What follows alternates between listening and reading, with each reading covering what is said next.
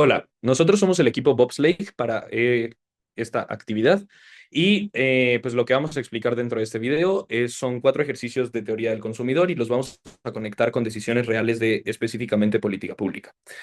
Mi nombre es Santiago y pues vamos a empezar con el marco conceptual para que los ejercicios se entiendan mejor. Lo primero es entender que cuando sube el precio de un bien, el consumidor normalmente compra menos, pero esa caída se puede explicar por dos razones distintas. Primero, el efecto sustitución y segundo, el efecto ingreso.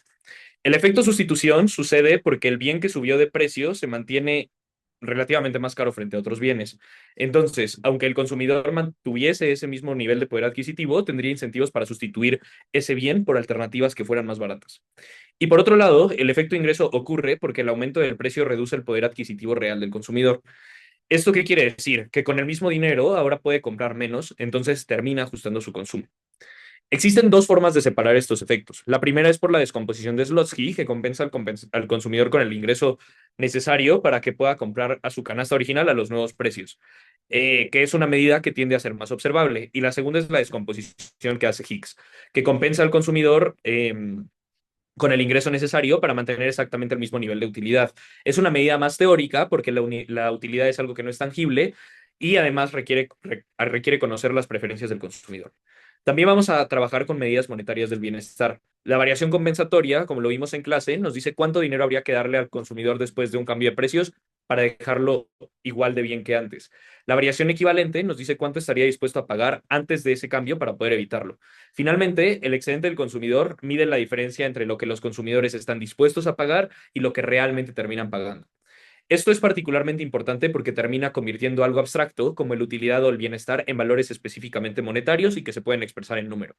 Esto permite que exista evaluación dentro de política pública en términos de impuestos, subsidios, tarifas que se le imponen inclusive a ciudadanos y otro tipo de políticas públicas. Ya teniendo esto como base, Miguel explicará el primer ejercicio. Muchas gracias, Santi. Como primer ejercicio, lo que nosotros requeríamos era justamente el análisis sobre las ecuaciones de Slutsky.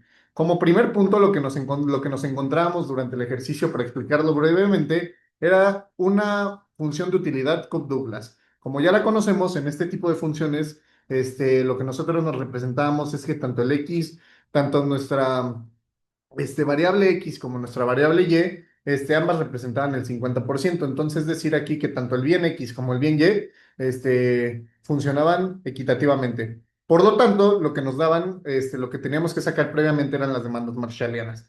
Que en este caso, al momento de que nosotros encontrábamos las demandas marshallianas y sustituíamos nuestro ingreso, que era valor de 100, en los precios que teníamos valor de X igual a 2 y valor de Y igual a 1, lo que nos daban eran resultados de 25 y 50. En este tipo de casos, lo que nosotros ahora buscábamos era buscar la canasta óptima con respecto al cambio de precio en el valor de X. Cuando en el bien X aumenta el precio, que lo sustituíamos por un valor de 4, nos terminaba dando una canasta completamente distinta. Como recordaremos, en nuestro primer valor teníamos un valor de 25 en el bien del precio, el precio en el bien de X, teníamos 25 unidades y para nuestra segunda canasta óptima, que cambia el precio, solo nos alcanzaba para 12.5. Esto quiere decir que nuestra canasta final, justamente en el bien de X, era de 12.5 y en el bien Y era de 50. Por lo tanto, una vez que trabajábamos esto, teníamos que calcular el cambio total en la demanda del bien X. Una vez calculando todo esto, solo lo único que necesitábamos era justamente la diferencia entre el consumo final y el consumo inicial del bien X. Al descomponer esto, que nos daba como resultado 12.5, que eran las cantidades que el consumidor dejó de comprar del bien X, nos teníamos que desplazar al descomponer el cambio total en el efecto sustitución y en el de efecto ingreso. ¿Cómo calculábamos esto? Primero teníamos que calcular el ingreso compensado de Slutsky, que básicamente lo que quiere decir es cuánto dinero necesita el consumidor hoy con estos nuevos cambios de precios para poder seguir comprando exactamente su canasta inicial. Una vez resolviendo todo esto, nos dio como resultado que el ingreso necesario era de 150. Al entender esta parte, nosotros teníamos que sacar la canasta intermedia, que era si el consumidor tuviera un ingreso de 150 con estos precios nuevos, qué era lo que realmente él compraría. Ahí, una vez sacados esos precios, nos daba como resultado 18,75 y era cuando empezaba justamente el efecto sustitución y el efecto ingreso. En el efecto sustitución, lo que nosotros buscamos son estos precios, que mantener estos precios de manera relativos, manteniendo justamente el poder adquisitivo constante. Esto quiere decir que lo que buscamos es justamente este tipo entre la canasta B, que es nuestra canasta óptima, y la canasta A, que sería la canasta inicial. Al momento de sustituir estos valores nos daba -6,25 y por otra parte en el efecto ingreso, lo que justamente nosotros tratábamos de buscar era también la diferencia, pero entre la canasta C, que es la final, y la canasta B, que es la óptima o intermedia. Eh, Al momento de hacer estas comparaciones, justamente coincide entre que el efecto sustitución y el efecto ingreso nos daban como resultado -12,5, que interpretando esto ya en la vida real, ¿qué nos quiere decir? Nos quiere decir básicamente que poniendo todo esto como si fuera una política pública, es lo siguiente. Imaginemos que nosotros somos el gobierno y quiere reducir el consumo de la gasolina porque genera contaminación y tráfico y muchas cosas. Pero al mismo tiempo nosotros como gobierno no buscamos empobrecer a los ciudadanos. Entonces, lo que nosotros decidimos es implementar un impuesto al alto de la gasolina, un impuesto alto hacia la gasolina, lo que hace que justamente se disparen los precios. Esto lo que nos quiere decir, hablándolo ya en términos, es hablando sobre el efecto ingreso y el efecto sustitución.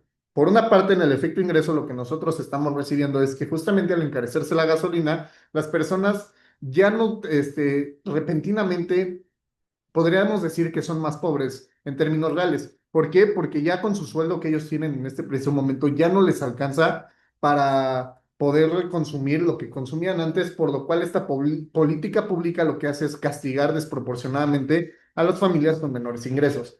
Pero por otra parte, en el efecto sustitución, lo que nosotros tenemos es lo siguiente. Si las personas ya entendieron que el efecto de la gasolina les está perjudicando en su efecto ingreso, ellos van a hacer esta comparativa y van a entender que con el ingreso que ellos tienen actualmente ya no les funciona el tener este gasto de gasolina, por lo cual ellos van a buscar unas alternativas, ya sea un transporte público, un tren ligero, lo que genera racionalmente que las personas dejen el coche en casa y con este objetivo buscan que justamente el efecto ingreso sea comparativo. Y pues nada, esto sería básicamente explicando muy rápido el problema y los dejo con mi compañero Guillermo. Gracias, Miguel. Abarcando la parte ahora en el efecto Higgs. En este ejercicio analizamos qué pasaba con el bienestar de un consumidor cuando él sube el precio de uno de los bienes que consume. En este caso específico, siendo una Cobb Douglas, el precio del bien X aumentó de 2 a 4, mientras que el ingreso del consumidor se mantenía en 100 y el precio del bien Y no cambiaba. La idea principal de este ejercicio es no solamente ver por qué el consumidor compra menos X, sino entender por qué compra menos. Para eso usamos la descomposición higgs,iana que permite separar el cambio total en dos partes, el efecto sustitución y el efecto ingreso. El efecto sustitución ocurre porque el bien X se volvió relativamente más caro frente al bien Y. Entonces, aunque el consumidor pudiera mantener el mismo nivel de bienestar que tenía antes, cambiaría su combinación de consumo, es decir, compraría menos X y más Y. En otras palabras, sustituye el bien que se encareció por el bien que ahora es relativamente más barato. El efecto ingreso aparece porque, aunque el ingreso monetario del consumidor no cambió, su poder adquisitivo real sí disminuyó. En ese sentido, antes tenía 100 y después también tiene 100, pero ahora esos 100 alcanzan para menos porque X cuesta más. Entonces, el consumidor no solo cambia entre bienes, sino que también pierde capacidad de compra. Eso es el efecto ingreso. En ese sentido, la canasta inicial con respecto a las marshallianas era que existían 25 unidades de X y 50 unidades de Y. Esa es la combinación óptima del aumento del precio. Después, cuando el precio de X sube de 2 a 4, el consumidor ahora parte a consumir 12,5 unidades de X y 50 unidades de Y. En ese sentido, el diferencial que se hace con respecto al bien X tiene de 12,5 cayendo del 25 al 12,5. Lo importante es que esta caída no se explica por una sola razón, y entonces ahí es cuando tenemos que hacer la descomposición higgs,iana. Para identificar esto, ocupamos justamente la canasta higgs,iana. Esta canasta es hipotética y creo que es algo muy importante aclarar, puesto que no representa necesariamente lo que el consumidor compra en la realidad. Más bien responde una pregunta si al consumidor se le compensara por el aumento del precio para que mantuviera su bienestar inicial, ¿qué canasta escogería con los nuevos precios? En este caso, la canasta egipciana fue aproximadamente de 17,68 unidades de X y 70,71 unidades de Y. Esto quiere decir que incluso en compensando al consumidor para que no pierda utilidad, ella no elegiría consumir las 25 unidades de X porque ahora X se vuelve más caro en comparación de Y. Esto hace que exista un cambio en su curva de indiferencia. Por eso, el efecto sustitución es negativo. El consumo de X baja de 25 a 17 y esa parte de la reducción se debe únicamente al cambio de los precios relativos. Después, incluso cuando quitamos esa compensación hipotética y dejamos que el consumidor con su ingreso real de 100, el consumo de X baja todavía más. Es ahí cuando entra el efecto ingreso, pasando de 17,68 a 12,5. Aquí es cuando entra incluso también el dilema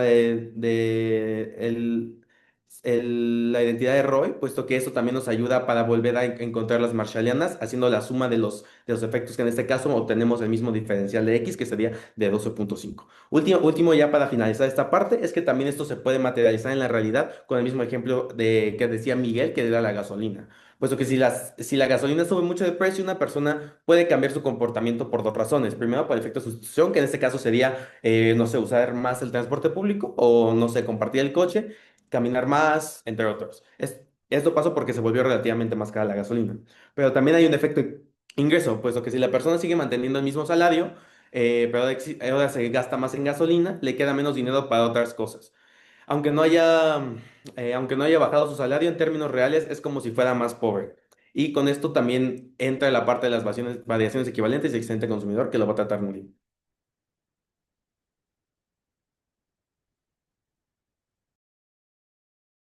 Muchas gracias, Guillén. Ahora, en el ejercicio 3 ya nos enfocamos en separar el cambio en cantidad consumida, sino en medir cuánto bienestar pierde el consumidor en términos monetarios.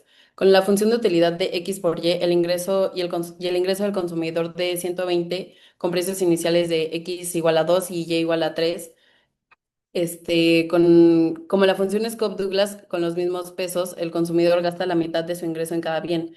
Inicialmente gasta 60 en X y 60 en Y. Es por esto que la canasta inicial es 30 para X y 20 para Y, dándonos una utilidad de 600.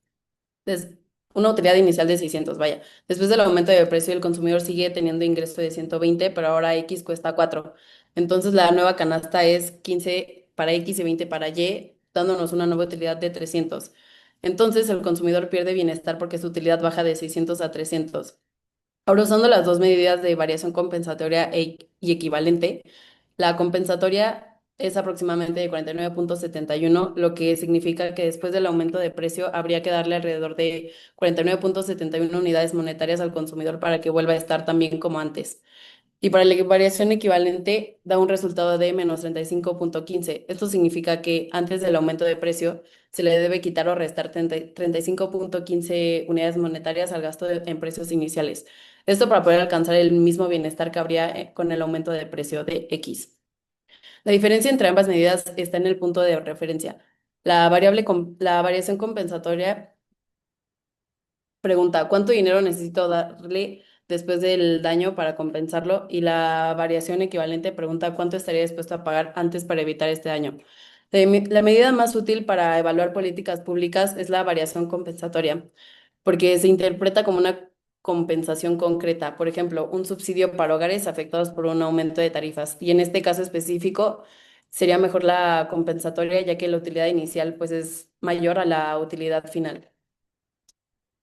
Y ahora Sebas va a explicar el ejercicio 4 donde se analiza el excedente del consumidor y el efecto de un impuesto. Perfecto, Nuria, pues muchas gracias. Pues para entender el ejercicio 4 con el excedente del consumidor, primero hay que empezar por entender qué es exactamente el excedente del consumidor. El excedente del consumidor hace referencia a la diferencia que existe entre el precio máximo que una persona estaría dispuesta a pagar por un producto y el precio por el que realmente lo termina pagando. Es decir, se asume que en un mercado competitivo las personas terminan pagando precios por productos que no es el máximo que estarían dispuestos a pagar, puesto que la curva de oferta y demanda acaban estando en un cierto punto de equilibrio, que es justamente un precio que no es el más alto que un consumidor sea dispuesto a pagar. Esa diferencia entonces entre el precio que yo estoy dispuesto a pagar y el que realmente termino pagando por el mercado es lo que se le conoce como el excedente del consumidor. En el ejercicio entonces, a partir de una función de demanda, se nos pedía que encontrar el excedente del consumidor y cómo cambiaba cuando a partir de un impuesto se incrementaba el precio de un producto. El procedimiento para este ejercicio era muy sencillo, era simplemente hacer el despeje de cuando Q o sea, cuando la cantidad era cero, para poder encontrar el precio máximo y luego posteriormente hacer como una sustitución dentro de la curva de demanda de los precios a los que teníamos tanto antes y después del impuesto para poder hacer la variación básicamente como si fuera el triangulito, como el base por altura sobre 2, encontrar básicamente cuál era el excedente del consumidor antes y después. Para no hacer el cuento muy largo, los resultados fueron que antes de la variación era de 900 y después de la variación era de 400 unidades, ¿no? Aquí entra un poco en contexto lo que mencionabas antes al principio de las unidades monetarias, puesto que esa pérdida de excedente de consumidor es una pérdida en el bienestar. ¿Cómo estamos midiendo el bienestar con las unidades monetarias? Porque el bienestar en sí mismo es algo muy abstracto, entonces le asignamos una unidad con la cual estamos contabilizando entonces la pérdida. La pérdida del excedente del consumidor o la pérdida del bienestar es al final del día entonces pues la diferencia entre lo que teníamos antes del impuesto y lo que tenemos después del impuesto. Ahora, aquí es importante clarificar que esta pérdida de bienestar no se da en el abstracto, sino que está dividida en dos componentes diferentes. El componente de la recaudación fiscal y el componente del peso muerto, el vacío, lo que se pierde para acabar pronto, ¿no? El componente de la recaudación fiscal es muy sencillo y es que dentro de esa diferencia en el bienestar hay una parte que absorbe el gobierno, en este ejercicio eran 400 si no recuerdo mal, y eso es algo que luego el gobierno puede de alguna manera utilizar para subsanar esa pérdida de bienestar, ¿no? A lo mejor yo obtuve 400 unidades monetarias como gobierno y puedo reinvertirlas en seguridad, en calles, en lo que ustedes quieran. La diferencia entonces está en que aparte de esto, si hay algo que se pierde por completo, que serían esas 100 unidades extras monetarias. Esas unidades es bienestar neto que no se puede recuperar de ninguna manera y que se está perdiendo a raíz de los impuestos. Entonces es importante entender que cuando se implementa una política pública, se implementa un impuesto, va a haber una pérdida del bienestar, sí, que puede ser recuperada en cierta parte por lo que hagamos con ese dinero que se recaude, pero que también por otro lado es muy probable que no terminemos de recuperar nunca, puesto que es una pérdida meramente neta, ¿no? Entrando en la parte ya última del ejercicio que tenía que ver con la parte de la interpretación económica, o sea, con la parte de preguntas abiertas, nos preguntaban varias cosas. La primera era con qué grupos se veían más afectados.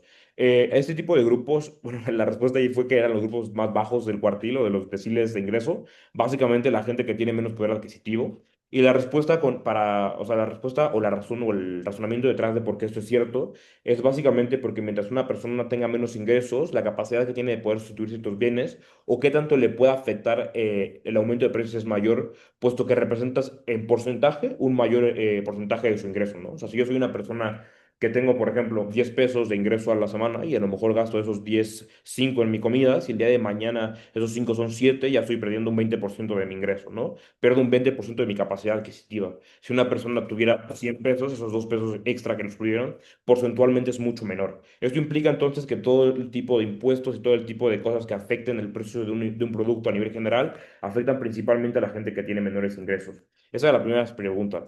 La segunda tenía que ver con cómo se justifica una política de bienestar a los consumidores. Y eso también tiene que ver un poco con lo que decía Santi al principio de la medida del bienestar. Y es que al final del día el bienestar lo podemos medir, si bien en términos monetarios, también tiene que ver en muchas ocasiones con no solamente lo que uno consume, sino con muchas otras cosas, ¿no? Mencionabas en clase tú, Aldo, por ejemplo, la parte de las políticas medioambientales, ¿no? El que una persona pueda respirar decentemente el aire también tiene que ver con el bienestar. Entonces, muchas de las justificaciones que se dan detrás de una política pública para los impuestos es que se está quitando bienestar a nivel monetario de los ingresos para intentar dárselos a la gente de otras maneras, ya sea mediante servicios de mejor calidad o ya sea como por ejemplo en el caso de las políticas medioambientales, de cosas que no necesariamente se pueden comprar con dinero, pero que sí consideramos importantes como personas en general. Y ya por último, con las limitaciones del excedente del consumidor que también estábamos explicando un poco, el excedente del consumidor tiene unas limitaciones muy importantes. La primera tiene que ver con el efecto ingreso. Ya no lo voy a repetir qué es, porque ya Guillén lo explicó, pero el excedente del consumidor no es capaz de capturar el efecto ingreso, lo cual implica entonces que como medida del bienestar o como... Sí, como forma de medir el cambio del bienestar es limitada a comparación de las otras, de el efecto de sustitución y el efecto ingreso o de las variaciones compensatorias y la B, que se me acaba de olvidar que cuál era el significado. Pero bueno, además de eso, también tiene otra medida que es muy limitante y es que asume que todo el ingreso es marginal o que es constantemente marginal. Es decir, que el cambio entre que a mí me aumenten un peso o me quiten un peso es lo mismo independientemente de qué tipo de persona sea. Esto, por lo que ya decía anteriormente, no es cierto. En la gran mayoría de ocasiones, el ingreso marginal o el cambio del ingreso marginal no es precisamente igual para todo el tipo de personas y por tanto también esto limita mucho el excedente del consumidor. Y vamos a continuar ya con la parte que continúa. Vale, muchísimas gracias, Sebas. Conectando los cuatro ejercicios con situaciones reales de política pública, pues bueno, vamos a comenzar desde el primer ejercicio que fue lo que mencionó Miguel, justamente con respecto a la gasolina y cómo existe un posible efecto sustitución con respecto al transporte público. La gente puede ya sea buscar el transporte público, comenzar a hacer cosas como el carpool o buscar inclusive vehículos más eficientes. Sin embargo, como bien decía ya también Mickey, existe también un efecto ingreso, porque particularmente las familias tienen menos dinero disponible para otro tipo de gastos. Desde una visión tradicional, estos impuestos pueden generar cierto grado de pérdida de eficiencia, pero si el consumo de gasolina genera contaminación, emisiones o inclusive genera tráfico para las personas, entonces el impuesto puede estar corrigiendo una externalidad. En ese caso, el costo para el consumidor puede justificarse si la política reduce un daño social mayor, que era justamente lo que decíamos en clase. Las instituciones tienen que buscar por el bienestar de la población en la generalidad. Y pues otro ejemplo de esto pues son las tarifas eléctricas, ¿no? Si sube el precio de la electricidad, los consumidores pierden bienestar, parecido a lo que vimos en el ejercicio 4 con Sebas. La pregunta es, ¿qué se hace con ese dinero? Si se usa para mejorar la red eléctrica, o sea, como inversiones en energías limpias o inclusive en hacer más eficiente el mismo sistema que en caso de México tiene la CFE, pues bueno, puede tener una justificación detrás, pero si solo funciona como una transferencia sin beneficios claros, el costo del bienestar termina siendo difícil de entender, que es el caso de lo que sucede en México y la razón por la que la gente tiende a no pagar impuestos. También podemos pensar en los impuestos que se le ponen a refrescos y comida chatarra, como lo que hizo Sheinbaum en el último gobierno. En términos simples, este impuesto termina reduciendo el excedente del consumidor, sin embargo, busca corregir en cierta medida una externalidad en términos de salud pública relacionada con obesidad, diabetes y demás problemas que tiene México como país dentro del sistema de salud. Entonces, los análisis no tienen que quedarse solo con si el consumidor pierde o no, sino también debe considerar si la sociedad termina ganando, por ejemplo, una mejora en salud o cualquier cosa por el estilo. Por el lado contrario, están también los subsidios a los bienes básicos. Un subsidio, pues bueno, aumenta el excedente consumidor porque termina bajando el precio, cosa que está sucediendo en este momento con la gasolina magna, pero también genera un costo fiscal para el gobierno y puede provocar distorsiones si no está bien focalizado, que eso ya lo vimos también en macro, ¿no? Como el precio del petróleo y el precio de la gasolina terminan siendo variables que no pueden ser significativas, en general porque están particularmente subsidiadas. Entonces, ¿qué aprendemos de esto o qué nos llevamos? Primero, que la teoría del consumidor nos permite separar efectos que en la realidad ocurren al mismo tiempo. No es simplemente decir cómo subió el precio y bajó la cantidad, sino hay que entender por qué sucede este tipo de sustituciones por pérdida de poder adquisitivo o inclusive por ambas razones. Segundo, que hay medidas como la variación compensatoria y la variación equivalente que nos permiten traducir esos cambios de bienestar a dinero. Esto es, o esto tiene cierto grado de importancia porque las políticas públicas no solo se evalúan por sus intenciones, sino también por los costos-beneficios que generan para el país. En un tercer lugar, que el excedente del consumidor es una herramienta bastante útil porque puede aplicarse a mercados completos. Sin embargo, también tiene sus limitaciones, ¿no? Pues supone que un peso vale igual para todos, cuando un peso pesa más para unos hogares y mucho menos para otros que son de altos ingresos. Además, no siempre captura externalidades o efectos de largo plazo, diferencias entre grupos sociales, etcétera, cosa que también menciona Sebas en el ejercicio 4. Por eso estas herramientas no terminan siendo verdades absolutas, sino se quedan en la parte teórica y terminan siendo aproximaciones que nos sirven para tomar mejores decisiones. Sin ellas, pues evaluaríamos subsidios, impuestos, regulaciones prácticamente a ciegas y únicamente pensando en el beneficio y no en todos los costos y los efectos que generan económicamente este tipo de decisiones. En general, en este video vimos cómo la teoría del consumidor nos permite analizar decisiones que pueden verse como simples, como comprar más o menos de un bien desde una perspectiva que es económicamente más profunda. Particularmente desde Slotsky, vimos que un aumento en el precio puede separarse en efecto sustitución en efecto ingreso usando una compensación basada en la canasta original. Con Hicks, lo que vimos fue una descomposición más teórica, donde el consumidor se mantiene exactamente en el mismo nivel de utilidad, y con la variación compensatoria equivalente vimos cómo medir pérdidas de bienestar económico en términos de moneda y de dinero. Finalmente, con el excedente del consumidor, vimos cómo un impuesto genera transferencias al gobierno como pérdida de eficiencia. Y este tipo de herramientas pues, nos ayudan a evaluar políticas públicas, entendiendo de mejor manera quién gana, quién pierde y qué costos sociales existen dentro de la misma toma de decisiones. Muchísimas gracias.